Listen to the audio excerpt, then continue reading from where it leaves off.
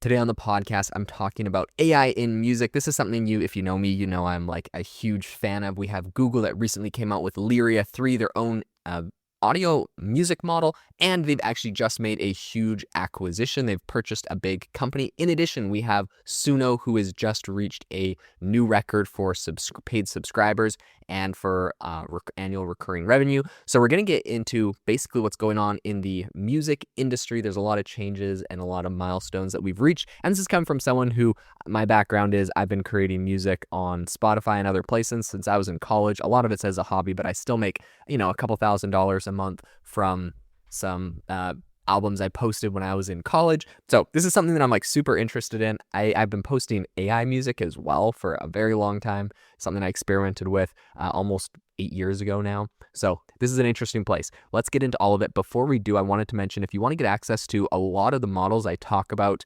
on the podcast, including we're adding music models for the first time to my platform, AIbox.ai. We're going to be adding some music models from 11 Labs very shortly. If you want to try those out, you can go and make an account. It's $8.99 a month. You get access to over 40 of the top models for everything from Google Gemini to Grok to Claude to Cohere to tons of open source models, a bunch of image generation models, and 11 Labs and other models like that for audio. So all of that is $8.99 a month. You get 20% off if you get an annual plan. If you need more tokens, you can also get higher subscription tiers, but go check it out. It's all on the platform. All right. Let's get into what's going on in the AI music industry. So Suno, which is the platform I typically use when I'm creating AI-generated music. Udio is the second biggest one, but Suno seems to be one of the bigger players right now, and they have an awesome studio where you can basically put like a song in there and select a certain part of the song and type in an instrument like violin, and it will generate, violin stems for just that particular part of the song. It does a whole bunch of really cool things, or any instrument, so you really can get quite creative with Suno. Their CEO was just posting, it's Mikey Schulman on LinkedIn, and he said that they have now reached 2 million paid subscribers and $300 million in annual recurring revenue. So this is coming after just 3 months ago, they raised $250 million and they did it at a $2.45 billion valuation. I think when that happened, the company had been kind of talking to the Wall Street Journal, and they said that they had just hit $200 million in annual recurring revenue. So, just 3 months later, we're at 300 million. They're definitely growing very quickly, which is kind of crazy to think that they were able to raise $250 million. And then 3 months later, their annual recurring revenue was up $100 million. This company is growing very quickly. And the jump that they did to hit that $300 million, I think is basically showing that there is a huge growth in AI-generated music right now. Suno's product is really simple, and it's pretty powerful. Users, basically what you're doing is you're typing in a prompt for a type of song you want to generate. And I've done this a lot of different ways. I've probably generated 1,000 songs on there over the last year at this point, or maybe the last 2 years at this point. And so basically what you do is you can describe a certain style of song. They also have some cool features, one that I like, where you can hum or kind of just sing a song yourself. What I would actually recommend if a musician was going to use this would be to, if you've written a song, just play it on like a piano or a guitar, like a single instrument, and sing it into the platform and have it generate a full background track for your song, so it can fully produce all of the instrumentals. You can kind of describe what kind of you can upload that audio file and then describe what you want it to do to the background, and then take that and sing on top of that, or make your harmonies or layers. You can also do like backing vocals and harmonies and that kind of stuff with Suno, which is really cool. So you only really need one stem of you singing your actual song, and everything else can be generated by AI. Sounds amazing. It basically brings your creativity to life. And the alternative is just going to Fiverr or hiring people locally that can play the instruments you need for the certain parts, but it takes a long time, a lot of orchestration. You got to send this file around to a whole bunch of people, make sure everything syncs up, lines up, and then you got to put it all together with an audio engineer if you're not good at that. So Suno has solved a real problem in the market. Because of that, we're seeing a huge spike in adoption, but also we're seeing a big spike in, I guess you could say, controversy. Basically, there's a whole bunch of major record labels that are suing Suno over copyright infringement. They're arguing that their models were trained on copyrighted recordings. I think there's a big shift. Warner Music Group recently settled their lawsuit, and they struck a licensing agreement with the company. So basically, it went from suing them to, all right, well, we'll settle, give us some money, and let's sign a licensing agreement, just keep paying us money. Basically, the deal is going to let Suno continue to build models using the license track from Warner's catalog, and Warner Music has such a huge percentage of the music industry's catalog. I think Suno will be just fine with just that, though they'll probably sign more licensing deals. But basically, I think there's a pretty solid path for Suno here towards working with music players and, or people that have these legacy rights, and then for these AI startups to basically get access to that and create models that are good at making music. I think we'll see that from a lot of players in the future. Suno generated tracks have also proven to be, very successful. There's a bunch of synthetic songs that were created and posted on Spotify, and they've climbed the Billboard top charts. There's one example that came from Talisha Jones, who's a 31-year-old from Mississippi. She used Suno to transform her poetry into a R&B song that was called How Was I Supposed to Know? She later signed a $3 million deal with Howwood Media. So people have actually used Suno to create their music, to bring the music to life. They've been able to sign record deals. It's pretty phenomenal. Now, not everyone in the industry is on board or is a big fan. Billie Eilish, Chappelle Roan, Katy Perry, all of them have criticized generative music tools. And there's, I think, like a lot of musicians that have signed a letter a couple years ago that was kind of urging tech companies not to undermine human creativity with AI systems trained on copyrighted work without consent. Now, the trained on copyrighted work without consent, I think everyone's on board with that. They're going to kind of sign these licensing deals so artists get compensated, and I think that's totally cool. But as far as undermining human creativity, you could be unlimited creative with these tools. Like there's no limit to how creative you can be.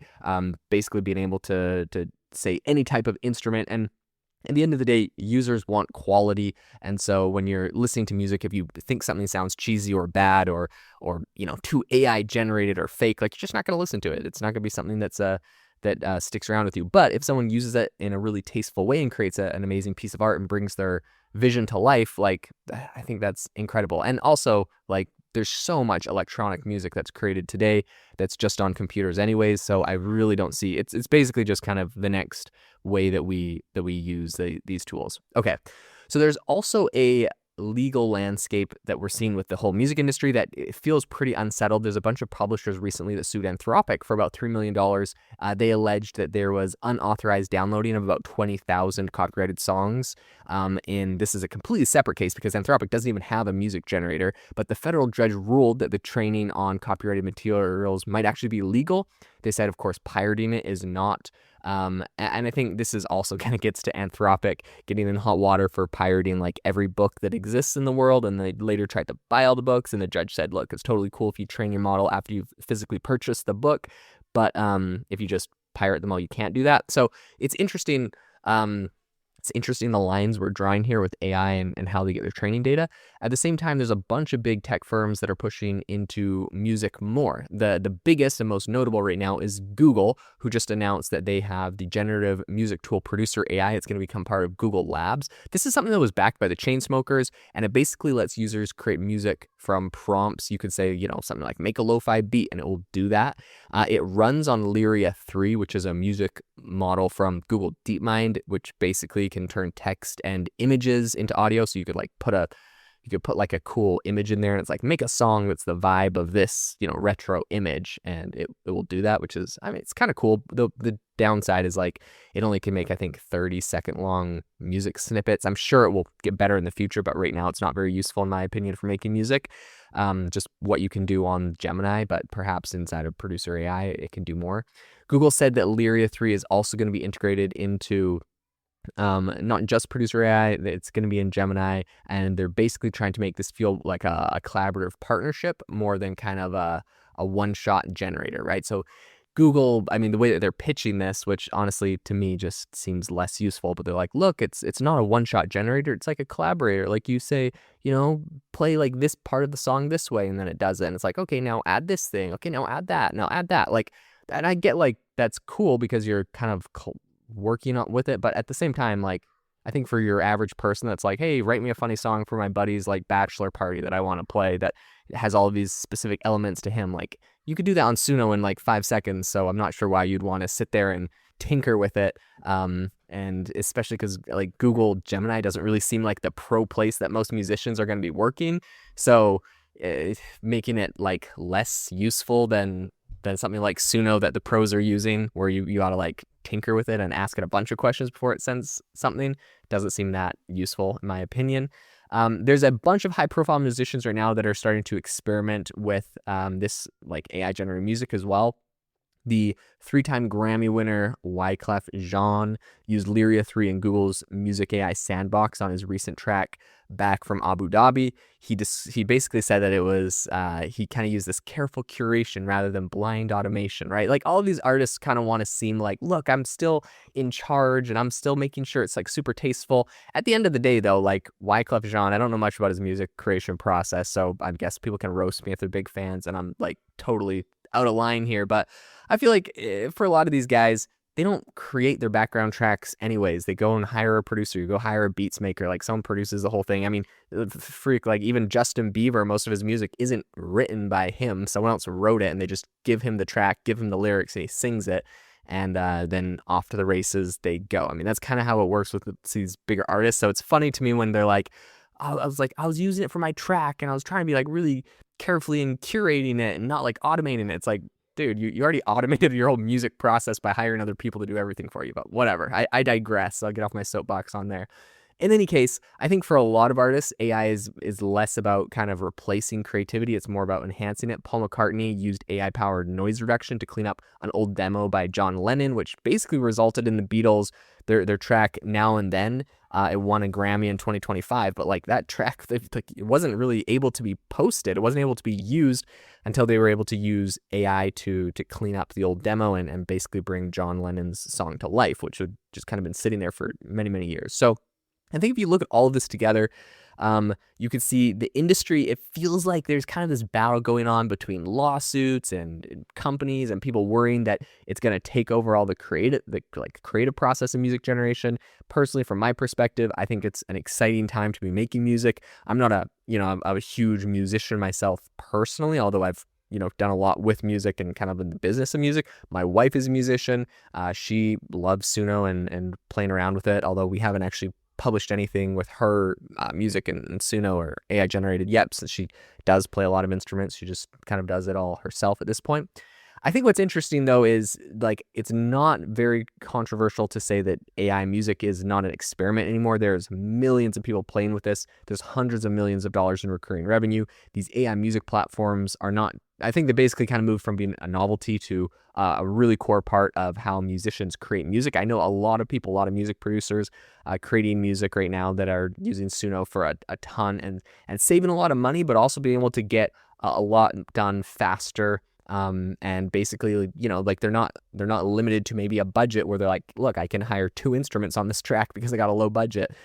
They can kind of do anything that creatively they want to do. So I think it's an exciting time. I love the tools. Obviously I'm biased on this, but this is a cool time in my opinion for the industry. Excited to see what Suno and Lyria 3, I hope Google kind of ups their game and makes their platform usable. All right, thank you so much for tuning into the podcast. I appreciate all of you as listeners. If you enjoyed the episode, make sure to leave a rating and review wherever you get your podcasts, and I will catch you all in the next episode.